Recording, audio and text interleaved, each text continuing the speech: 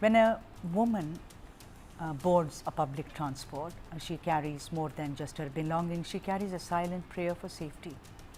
But what happens when even that space, meant to be public, meant to be open and neutral, becomes a hunting ground for predators who have cameras?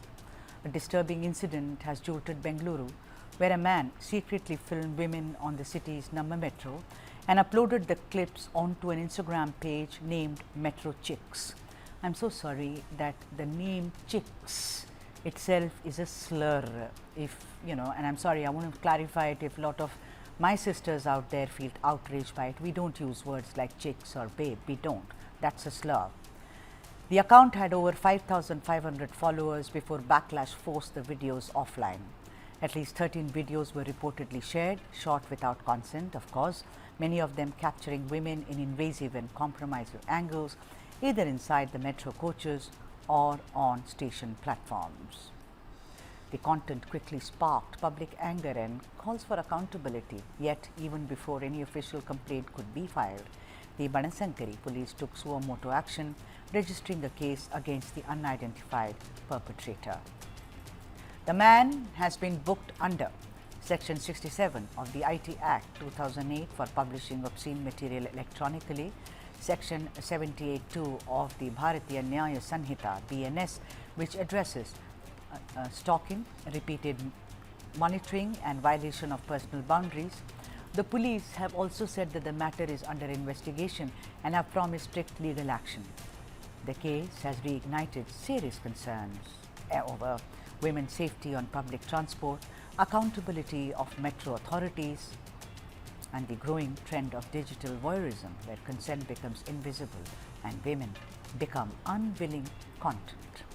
The question we are asking on the South Indian today: how deep does the culture of cultural voyeurism run in India? Let me now welcome the experts on the show. Kanish Gaur, data privacy and cyber security expert, and Brinda Adike, women's rights activist. A very, very warm welcome to both of you. You know, Kanish Gaur, I want to come to you. What is the kind of punishment that this creep can get? I'm more interested for the audiences, for the viewers of South Indian. Please decode this for them. That what I mean, does he go to jail? Is it a bailable offence? Is conviction going to come after some time, etc., etc., etc.? See, under the sections of the Indian IT Act, the person can be put behind bars. The intermediary guidelines can be used to trace the perpetrator from various platforms where he is putting in data. Then, under the BNS, the person can be put behind bars, and there is a possibility where he could be denied bail because he or she has been regularly been targeting doing it on a purposeful basis. So there is a strong possibility that the bail can also be denied by the court here. So you know this happens, but I think it's a regular kind of an occurrence. I've seen it across Chennai. There were many shows on this. It happens in Delhi, and despite police being present there on metro stations, it happens across tier 2 cities as well. You know, Brinda, we are a sick society now. I think, Brinda. You know, I'm on Instagram, and because of my job, otherwise I wouldn't be. I see such horrendous, vulgar content. It is not funny, and most of it is not just enacted as reels, but some of it, like this creep on Namma metro, is putting up things about women's anatomy who are walking towards a market. Have you noticed this? Have you noticed that? What is going on? Is it because no one is scared, or is it because we are really now the pits, as it were?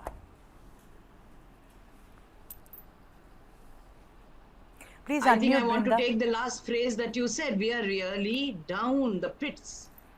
There is no shame. There is no self-respect.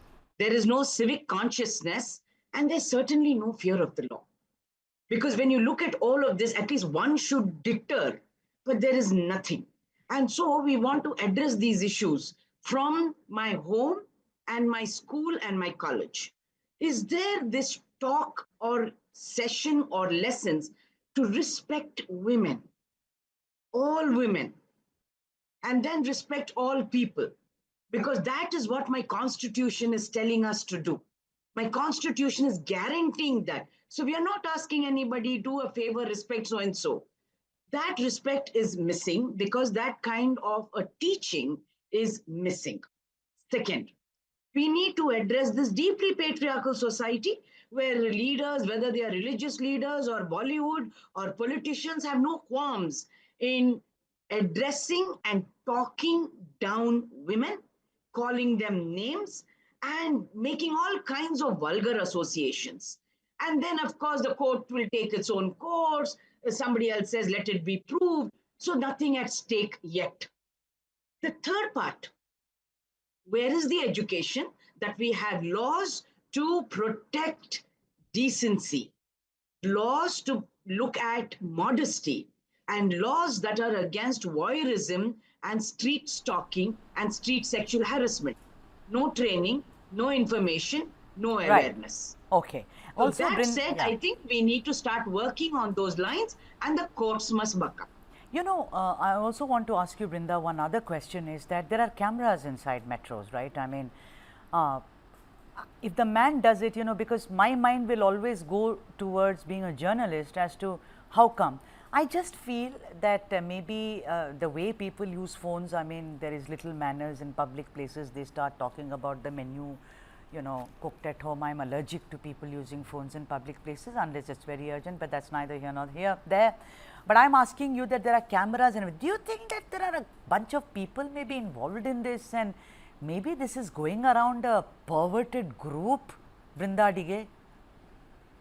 Yes, Sudha, there is money involved in it, and that is why this perversion is very, very steeped, and it has gone into all kinds of sections. Right. So if you asked whether the CCTV cameras are being monitored.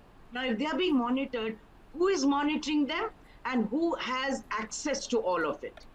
Is it under lock and key? That's a big question. Right. Secondly, these people who are in public spaces, we must take responsibility as civil society also, because as bystanders, when we see a crime happening, it is our duty to tell the person to stop or tell the victim you are being recorded, and both is not being done by us. Absolutely, we are failing as a society, we are failing as authorities, we are failing as citizens, we have failed as people. Kanish God, I remember during the Mahakumbh, there were lots of vulgar images of women who were taking a dip in the holy Ganga. They were being put up, and apparently they were up on sale. Kya hua? I don't read any names of someone being convicted. I think the problem is that the creep in Namma metro, he'll be taken to a police station. Like Brinda says, there is no training how to deal with such people, and later just let off. So I'm saying, Kanish God, that we have to, these are our daughters, sisters, mothers, whoever. I'm age agnostic, because even at this age I can be catcalled. Let me tell you, yeah, a lot of people will be shocked, but it happens, right? So the point is that I may be privileged, I don't have to use the metro so often, but I used to travel by metro. Kanish God, the problem is that these creeps, this sick man, he is not going to be punished. There are many sick men like that roaming around our metros even as you and I speak. What is the way out, Kanish God?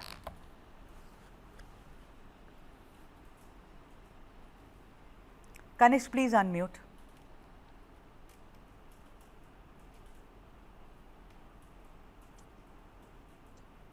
Sudhaji, what is required is active policing. Now we've put cameras all across Bengaluru, but we need to use them effectively for tracking these criminals. And you know, the BNS has been updated. There is section 76 of the BNS under which these criminals can be captured for spreading voyeurism. We could use the section 69 for outraging women modesty. Particularly look at section 67 on which looks at sexual harassment. And these people can be put behind bars up to 3 years. And if it is a repeated offense, they can be put behind bars for more than 7 years. And they can be fined, and rigorous imprisonment can be ordered. But what is required is proactive monitoring by the Bengaluru police to prevent any kind of harassment or and stalking. Now, today, what happens is a lot of this content is sold on the dark web, where people are willing to pay in bitcoins and then buy this content forward and then use it for spreading it on social media. So what is more required is that under the Information Technology Act of India, uh, under Section 67, publishing obscene material electronically, we need to have more mechanisms to constantly monitor it. And the government needs to play a role in terms of doing more digital forensics for tracking these IP addresses, which they their are not device doing, data. which pretty Absolutely. much Brinda, who says that there is no training for it, and what you making me feel disgusted, because which means we are even beyond sick people, because these are sold on the dark web, people are paying in bitcoins and then they spread it. Kanish God, anyone who's traveling by metro, these some of the footage I've seen wearing a short dress or wearing a sari like I do, like Vrinda does, or even a salwar kameez, but shot from an angle so that it looks provocative. What are we? A nation of pervs? See, the social media platforms also have to play an important role in getting this content down. We had come out with a significant social media intermediary guidelines to take this content down under the Section 79A of the Indian IT Act. And these companies in India, they are not getting questioned. So if this content is going live on Instagram or on Facebook, our government is not doing enough to get this content taken down.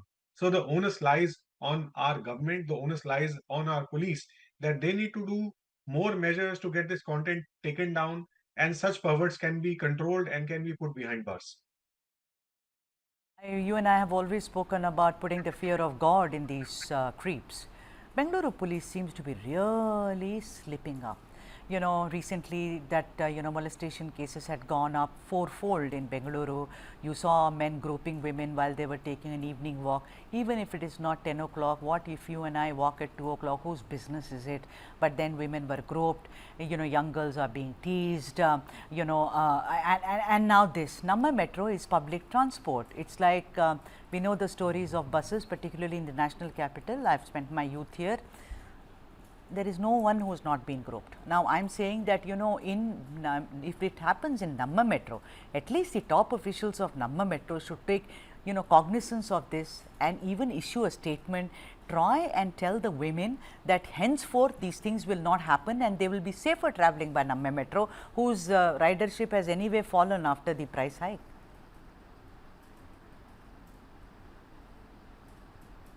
No, absolutely. That's one of the biggest issues. So, in terms of keeping women safe in public spaces, is an important area which the government needs to exercise. Yeah. The new government needs to do more to ensure that there is more public safety for our women, our children, and specifically the vulnerable groups. A lot of times, elderly are also harassed.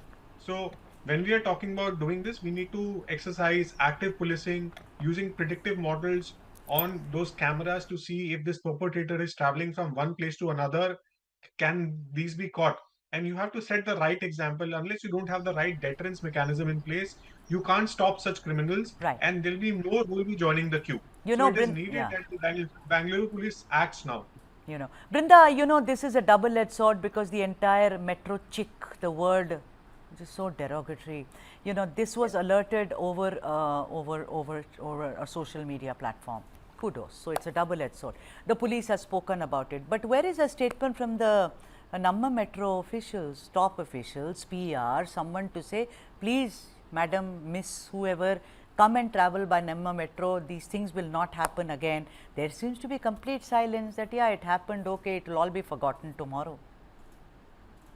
But that's what Namma metro does or does not do, because they consider themselves a private partnership, a public partnership. Nobody wants to come forward, take onus and give that confidence to the commuters. When it is a price hike, it is somebody from the ministry who's making that kind of an announcement, not the metro. So we want to now ask the ministers to make a statement. Whoever is in charge for the metro, for the surface transport, should be making these statements. Now, none of them have come forward and made any statement. One. Two, where is the corrective measures that they are going to take? It's so many days that this has happened. The police have not looked at this handle for this many days. That is surprising, because you're talking of Silicon City, where our technology is so sophisticated. and they have allowed for something like that to go on. So this monitoring by the police and the cybercrime office, we have a very sophisticated cybercrime department. Why is it that none of them have been able to look at this handle and bring it down or make a noise about it? So we are wanting to hold the state Yeah, but you know, responsible. but I think you're absolutely right. But then who cares? You know, at the end of the day, if it was some top politician's daughter or sister or whatever, it would have made news. But you know what? What Kanishk and Brinda is disturbing me, that you'll see that the visuals on News9, all of them are blurred. We pay respect to these women who are there, but this footage is out there. Imagine if I was filmed, you know, I would feel so ashamed, I would feel so violated of being a public spectacle, and for no fault of mine, I was taking a public transport. It was not that I was doing something so outlandish. Even if I did, it's none of anyone's business. But the point is that everyone has to come together. I think Karnataka, Bengaluru and particularly Namma metro failed its women very badly, and I think it's high time that Namma metro needs to do something about its image, because its ridership is almost, you know, fallen to 1/4. On top of this, if this is what happens, then there is no point that the Karnataka government sits there and pats itself on its back saying Graha Lakshmi, you know, Anya Bhagya, all that doesn't matter. Respect women, and that land is something which is supposed to be developed and prosper.